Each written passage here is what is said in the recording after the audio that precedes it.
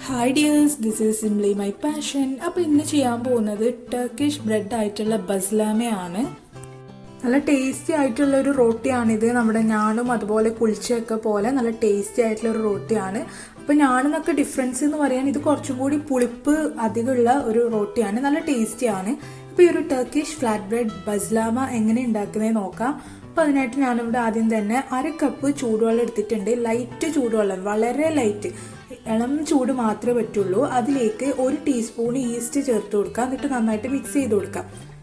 അപ്പം ഇതിനൊരു 7 മിനിറ്റ് വരെ ഒന്ന് മാറ്റി വെക്കാം. അപ്പോൾ ഈ ഈസ്റ്റ് ഒന്ന് ഫോം ആവാൻ വേണ്ടിയിട്ട് ലൈറ്റ് ചൂടുവെള്ളമേ പറ്റുള്ളൂ കേട്ടോ. ചൂട് അധികമായി കഴിഞ്ഞാൽ ഈസ്റ്റ് ശരിക്കും വെക്കാറില്ല.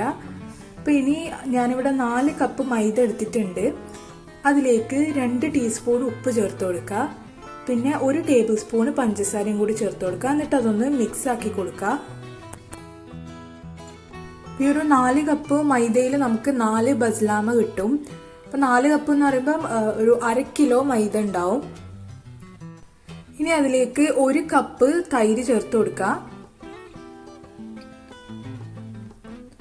പിന്നെ നമ്മൾ നേരത്തെ മിക്സ് ആക്കി വെച്ചിട്ടുള്ള ഈസ്റ്റിന്റെ മിക്സ് ചേർത്ത് കൊടുക്കുക.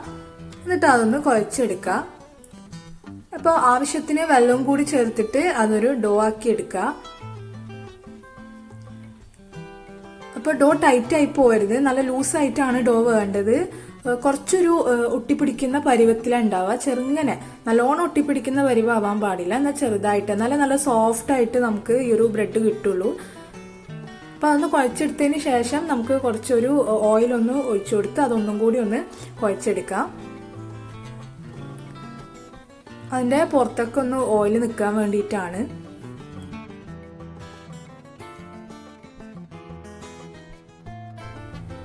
ഇപ്പം ഇത് നന്നായിട്ട് തന്നെ കുഴച്ചെടുത്തിട്ടുണ്ട്. ഇനി ഇത് നമുക്കൊരു 2 മണിക്കൂർ വരെ ഒന്ന് റെസ്റ്റ് ചെയ്യാൻ വെക്കാം. മിനിമം 1 മണിക്കൂർ എന്തായാലും വെക്കണം കേട്ടോ. 1 മണിക്കൂറിൽ താഴെ ആവാൻ പറ്റൂല. 1 മണിക്കൂർ 2 മണിക്കൂർ വരെ ഒന്ന് റെസ്റ്റ് ചെയ്യാൻ വെക്കാം. ഡബിൾ സൈസ് ആവുന്നത് വരെ ഒന്ന് റെസ്റ്റ് ചെയ്യാം.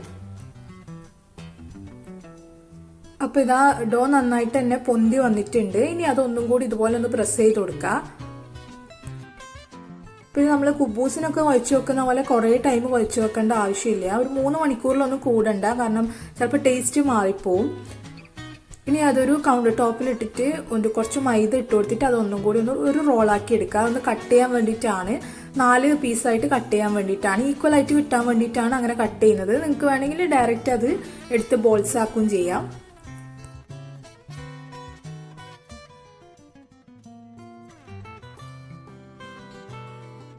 അപ്പോൾ നമ്മുടെ ബസ്ലാമ നല്ല വലുപ്പത്തിലുണ്ടാവുക, കുറച്ച് തിക്നെസ്സും അതുപോലെ നല്ല വണ്ണും ഉണ്ടാവും. അപ്പോൾ അതുകൊണ്ടാണ് ഇത് 4 ആക്കി എടുക്കുന്നത് കേട്ടോ. 4 ആക്കി തന്നെ എടുക്കുക, എന്നാലാണ് ആ കറക്റ്റ് സൈസിൽ നമുക്ക് കിട്ടുക. ഇനി അതൊരു കിച്ചൺ ടവൽ വെച്ച് ഒന്ന് മൂടി വെക്കുക. ഒരു 1/2 മണിക്കൂർ വരെ വെക്കട്ടെ. അത് കുറച്ചും കൂടി ഒന്ന് റൈസ് ചെയ്ത് വരാൻ വേണ്ടിയിട്ടാണ്.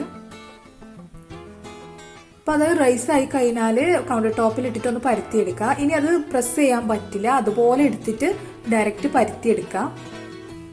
അപ്പോൾ നല്ലോണം തന്നെ മൈദ ഇട്ട് കൊടുത്ത് പരത്തുക, കാരണം കുറച്ച് സ്റ്റിക്കി ആയിരിക്കും. ആ രീതിയിലാണ് നമ്മൾ മാവ് കുഴച്ചെടുത്തിട്ടുള്ളത്. ഒരു ഒട്ടിപ്പിടിക്കുന്ന ഒരു പരുവത്തിലാണല്ലോ കുഴച്ചെടുത്തത്. അതുകൊണ്ട് തന്നെ കുറച്ചൊന്ന് ഒട്ടിപ്പിടിക്കുന്ന പോലെ ഉണ്ടാവും. അപ്പോൾ മൈദ നല്ലോണം ഇട്ടിട്ട് പരത്തി കൊടുക്കുക. അപ്പം ആദ്യം നമ്മൾ ഒരു ചെറിയ സൈസിലാണ് ഇത് പരത്തിയെടുക്കുന്നത്. എന്നിട്ട് അത് വീണ്ടും റൈസ് ചെയ്യാൻ വെക്കുന്നുണ്ട്. അതിനുശേഷമാണ് കറക്റ്റ് ആ വലിയ സൈസിൽ നമ്മൾ പരത്തിയെടുക്കുന്നത്. അപ്പം 4ഉം ഇതുപോലെ ആദ്യം ചെറിയ സൈസിലൊന്ന് പരത്തിയെടുക്കുക.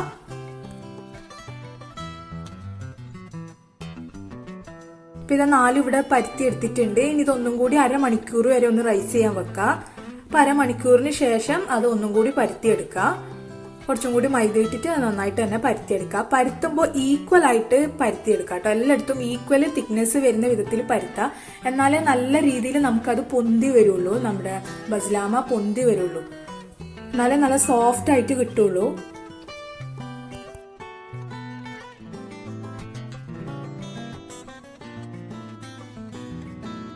അപ്പം ഇതാ ഈ ഒരു വലുപ്പത്തിൽ വേണം നമ്മളിത് പരത്തിയെടുക്കാനായിട്ട്. അപ്പം ഇതിൻ്റെ തിക്നെസ് ഇപ്പോൾ ഇതാ ഞാൻ കാണിച്ചു തരാം. ഞാൻ കണ്ടില്ലേ, ഈ ഒരു തിക്നെസ്സിൽ വേണം നമ്മളിത് പരത്തിയെടുക്കാനായിട്ട്. ഇനി നന്നായി ചൂടായ പാനിലോട്ടേക്ക് ഇത് ഇട്ട് കൊടുക്കുക. നല്ല വലിയ പാൻ തന്നെ എടുക്കുക, കാരണം നല്ല അത്യാവശ്യം വലിപ്പമുണ്ട് നമ്മുടെ ഈ ഒരു ബ്രെഡ്. അതിലിട്ട് കൊടുക്കുക. അപ്പോൾ അതൊന്ന് ലൈറ്റ് കുക്കായി ചെറുതായിട്ട് ബബിൾസ് ഒക്കെ വരാൻ തുടങ്ങുമ്പോൾ അതൊന്ന് മറിച്ചിട്ട് കൊടുക്കുക. ഇനി ആ സൈഡും ബ്രൗൺ ആയി കഴിഞ്ഞാൽ ഒന്നും കൂടി മറിച്ചിട്ട് കൊടുക്കാം. ഇനി അത് നന്നായിട്ട് തന്നെ പൊന്തി വരും. അപ്പോൾ ജസ്റ്റ് ഒന്ന് തിരിച്ചിട്ടും അതൊന്ന് പ്രസ് ചെയ്തിട്ടൊക്കെ നന്നായിട്ട് തന്നെ അത് പൊന്തിച്ചെടുക്കുക. നല്ലോണം ഈക്വൽ ആയിട്ട് എല്ലായിടത്തും നല്ല ബോൾ പോലെ പൊന്തി വരും. അപ്പോൾ ഇതാ നമ്മുടെ ബസ്ലാമ റെഡി ആയിട്ടുണ്ട്. ഇനി ഫൈനലായിട്ട് നമുക്കിതിൽ കുറച്ച് ബട്ടർ ബ്രഷ് ചെയ്ത് കൊടുക്കാം. അപ്പോൾ ഇതുപോലെ ബട്ടർ എന്തായാലും തേച്ച് കൊടുക്കുക, എന്നാലാണ് നല്ലൊരു ടേസ്റ്റ് ഉണ്ടാവുക. ആ ബട്ടറിന്റെ ഫ്ലേവറും കൂടി വരുമ്പോഴാണ് നല്ല ടേസ്റ്റ് ഈ ഒരു ബ്രെഡിന്. അപ്പോൾ ഇത് ഒരെണ്ണം തന്നെ മതിയാവും, ഒരാൾക്ക് വയറ് ഫുള്ളാവും, കാരണം ഇത് നല്ല തിക്നെസ് ഉള്ള ബ്രെഡാണ്. ഇതിന് കോമ്പിനേഷൻ ആയിട്ട് ബട്ടർ ചിക്കൻ, തിക്ക മസാല ഒക്കെ അടിപൊളിയാണ്. ഞാൻ ഇതിന് ട്രൈ ചെയ്തിട്ടുണ്ടായിരുന്ന ഒരു വെറൈറ്റി ചിക്കൻ കറിയുടെ റെസിപ്പി ഉണ്ട്, അത് ഞാൻ നെക്സ്റ്റ് ആയിട്ട് അപ്ലോഡ് ചെയ്യുന്നതായിരിക്കും. സൂപ്പർ ടേസ്റ്റി ആയിട്ടുള്ള ഒരു ചിക്കൻ കറിയാണ്, വെറൈറ്റിയും കൂടിയാണ്. അപ്പോൾ അതിന് വേണ്ടിയിട്ട് വെയിറ്റ് ചെയ്യുക. അപ്പോൾ ഇന്നത്തെ ഈ ഒരു വീഡിയോ ഇഷ്ടമായെങ്കിൽ ലൈക്ക് ചെയ്യുക, ഫ്രണ്ട്സ് ആൻഡ് റിലേറ്റീവ്സ് ഒക്കെ ആയിട്ട് ഷെയർ ചെയ്യുക. അപ്പോൾ പുതിയൊരു കിടിലൻ വീഡിയോ ആയിട്ട് കാണുന്നത് വരെ take care and bye from simply my passion.